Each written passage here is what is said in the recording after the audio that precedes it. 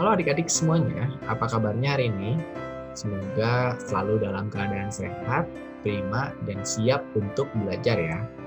Adik-adik yang hadir pada kelas hari ini, jangan lupa untuk mengisi absen di Google Classroom juga ya. Sebelum kita masuk ke pembelajaran, baiknya kita berdoa terlebih dahulu yuk. Berdoa menurut kepercayaannya masing-masing dimulai. Berdoa selesai. Adik-adik, ada yang tahu nggak? Hari ini kita akan belajar apa? Ya, betul. Hari ini kita akan belajar tematik. Tepatnya kita akan belajar di tema 6, yaitu tentang energi dan perubahan. Subtema 2, yaitu tentang perubahan energi, pembelajaran yang pertama. Sebelum kita masuk ke pembelajaran, Bapak ingin tahu nih, sebelumnya kita pernah belajar apa sih? Ya betul, kita pernah belajar subtema 1 tentang sumber energi. Ada yang masih ingat nggak sumber energi terbesar di bumi kita ini? Ya betul, ada matahari. Nah, sekarang kita akan masuk ke perubahan energi. Yuk, kita buka bukunya halaman 54 yuk. Kita baca tulisan yang ada di halaman tersebut. Yuk, kita baca bareng-bareng. Perubahan energi. Lani sedang membantu ibu di dapur. Lani memperhatikan kompor yang sedang menyala. Lani bertanya kepada ibu, bagaimana kompor itu dapat menyala? Kompor dapat menyala karena ada bahan bakarnya. Bahan bakar yang sering digunakan untuk kompor adalah minyak tanah dan gas. Energi pada minyak tanah dan gas adalah energi kimia. Minyak tanah diserap oleh sumbu kompor disulut api hingga menyala. Pada saat kompor menyala, terjadi perubahan dari energi kimia menjadi energi panas. Saat kompor gas menyala juga terjadi perubahan energi kimia menjadi energi panas. Nah, gambar yang di samping kiri ini adalah gambar kompor gas LPG. Nah, sedangkan gambar yang di kanan adalah gambar kompor minyak. Nah, selain itu, perubahan energi juga terjadi dalam tubuh loh. Makanan merupakan sumber energi kimia di dalam tubuh kita. Makanan tersebut diolah menjadi sari-sari makanan. Sari-sari makanan diubah menjadi energi. Karena energi inilah seluruh bagian tubuh dapat bekerja. Mulai dari mata, mulut, tangan, dan kaki dapat bekerja karena adanya energi. Begitu pula bagian-bagian tubuh lainnya. Di sini ada gambar, di sini Beni makan memperoleh energi. Nah, lalu makanan yang diolah menjadi energi ini dapat menjadi energi untuk bergerak. Nah, sekarang Bapak mau bertanya kepada adik-adik semua.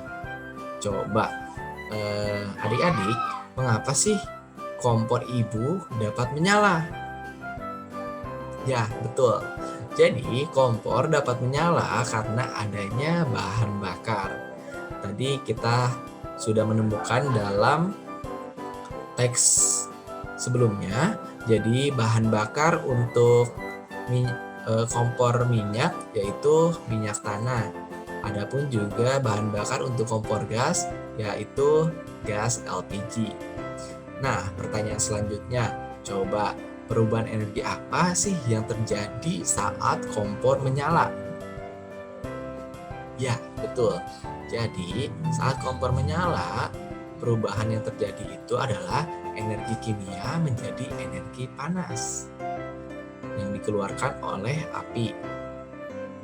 Nah, lalu ada juga pertanyaan selanjutnya yaitu perubahan energi apa sih yang terjadi di dalam tubuh kita? Ya, jadi apa ya? Ya, betul. Jadi, energi yang terjadi dalam tubuh kita ini yakni energi kimia menjadi energi gerak.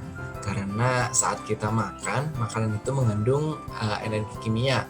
Nah, energi kimia inilah yang akan diolah oleh tubuh kita sehingga menghasilkan energi untuk kita dapat bergerak dan beraktivitas. Jadi seperti itu. Coba pertanyaan selanjutnya, apa manfaat energi bagi tubuh? Ayo. Ya, betul. Jadi, manfaat energi bagi tubuh ini yaitu supaya kita dapat bergerak dan beraktivitas gitu ya. Selanjutnya, apa yang terjadi jika tubuh kita tidak berenergi?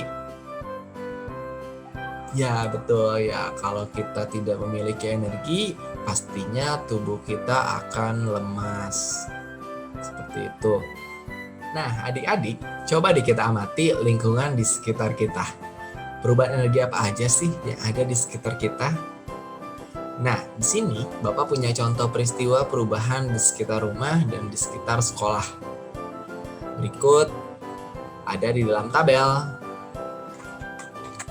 Nah, yang pertama di sini ada perubahan energi listrik menjadi energi gerak karena kita menyalakan kipas angin tentu perlu terhubung pada listrik gitu. Lalu, di sini juga ada perubahan energi listrik menjadi energi panas pada setrikaan. Nah, ini juga betul ya. Selanjutnya ada perubahan energi listrik menjadi energi bunyi pada radio. Lalu selanjutnya ada perubahan energi listrik menjadi energi gerak pada blender. Nah, ini salah satu contoh peristiwa perubahan energi yang sering ada di rumah kita. Selanjutnya ada peristiwa perubahan energi yang sering ada di sekolah. Contohnya ada perubahan energi listrik menjadi energi cahaya pada lampu ruang kelas. Jadi, lampu di ruangan kelas ini menyala karena terhubung dengan listrik gitu ya. Selanjutnya ada perubahan energi listrik menjadi energi bunyi saat bel sekolah berbunyi. Juga selanjutnya ada perubahan energi kimia menjadi energi gerak saat kita sedang berolahraga di sekolah. Selanjutnya juga ada perubahan energi listrik menjadi energi cahaya pada saat kita menghidupkan komputer. Nah, itu dia contoh peristiwa perubahan energi yang ada di sekitar kita ya adik-adik. Selesai membantu ibu, Lani beristirahat. Lani mendengar musik sambil menari. Lani mempraktekkan gerak lemah kaki pada tari. Gerak ini telah diajarkan oleh ibu guru di sekolah. Lani menggerakkan kakinya dengan lemah lembut. Gerakan tersebut mengikuti irama lagu Oh Ina Ni Keke yang temponya lambat. Ada 3 gerakan kaki yang Lani pelajari. Berikut ini adalah urutan gerak yang dilakukannya. Nah, ini adalah gerakan yang pertama. Jadi, gerakan yang pertama, tangan bertolak di pinggang. Nah, ini adalah gerakan yang pertama. Gerakan yang pertama ini, tangan bertolak di pinggang. Kaki kanan dijulurkan ke depan, menyilang ke kiri. Posisi ujung telapak kaki menghadap ke atas. Tumit menyentuh lantai. Lakukan bergantian dengan kaki kiri menyilang ke kanan. Selanjutnya ada gerakan kedua, yaitu kaki kanan dibuka ke samping kanan, kaki kiri merapat sambil menekuk lutut. Badan juga dicondongkan ke kanan, kemudian kaki kiri digerakkan ke samping kiri. Kaki kanan dirapatkan ke kiri sambil menekuk lutut, badan dicondongkan ke kiri lalu kembali ke posisi semula, seperti pada gambar berikut. Nah, lalu ada juga gerakan ketiga. Kaki kanan digerakkan ke samping kanan sambil kedua lutut ditekuk. Lalu badan ikut turun mengikuti gerakan lutut yang menekuk. Saat lutut ditekuk, kedua tangan diayunkan ke depan sampai batas dada. Setelah itu, ganti arah gerakan ke kiri. Adik-adik, saat melakukan gerakan tari dibutuhkan energi. Besar kecilnya energi yang dikeluarkan tergantung dari kuat lemahnya suatu gerakan. Gerakan yang lemah tidak terlalu menguras energi.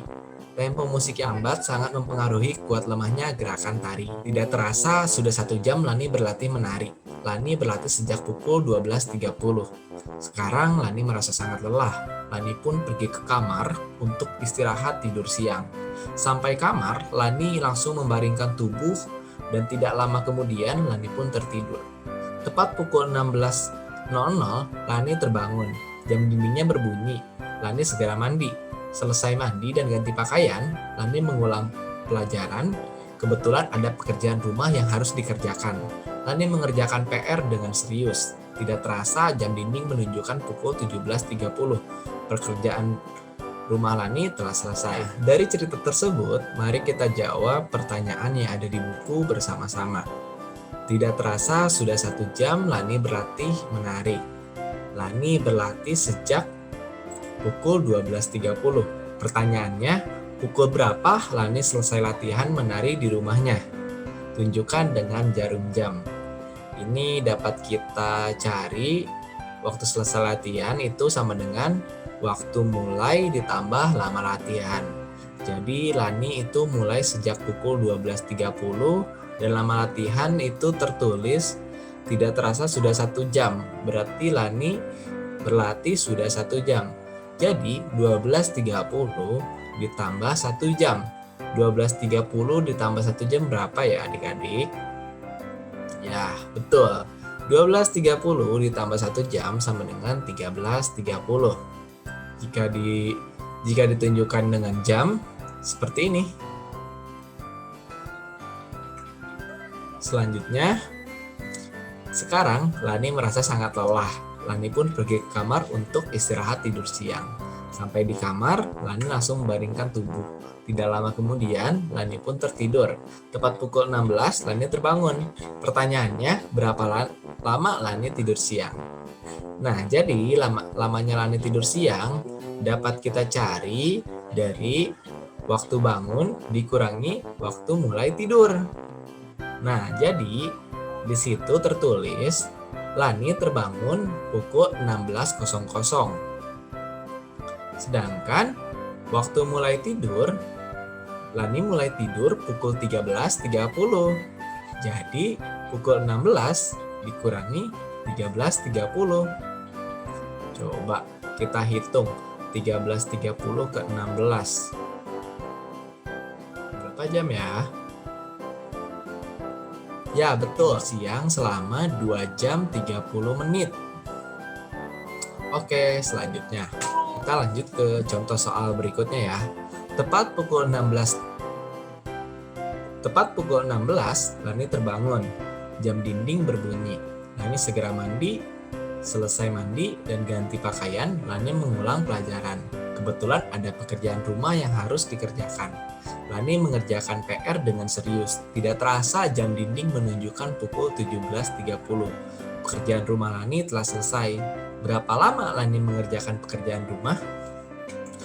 Nah, lamanya Lani mengerjakan pekerjaan rumah dapat kita cari dari waktu selesai dikurangi waktu bangun Lani.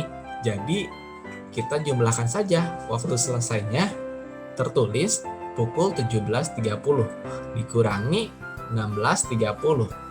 Coba berapa ya? Berapa lama ya? Dari 17.30 dikurangi 16. Ya, betul. Jadi lamanya Lani mengerjakan pekerjaan rumah itu adalah 1 jam 30. Tidak terasa kita sudah ada di penghujung pembelajaran. Nah, adik-adik, coba Bapak mau tanya, tadi kita sudah belajar apa aja sih pada pertemuan hari ini? Ayo. Ya, betul. Di tema 6, subtema 2 pembelajaran 1 ini, kita sudah belajar tentang perubahan energi. Baik itu peristiwa perubahan energi yang ada di sekitar rumah kita, ataupun yang ada di sekitar sekolah. Selanjutnya, tadi juga kita sudah belajar mengenai gerakan menari dari O Ina Nikeke. Dan juga yang terakhir, tadi juga kita sudah belajar menghitung jam ya. Baik, Bapak sudah memberikan soal di Google Classroom. Jangan lupa untuk mengerjakan tugas yang ada di Google Classroom ya.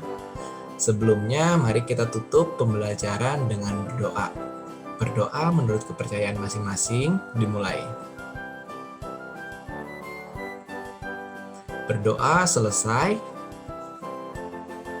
Pembelajaran hari ini telah berakhir. Salam dari Bapak, tetap semangat.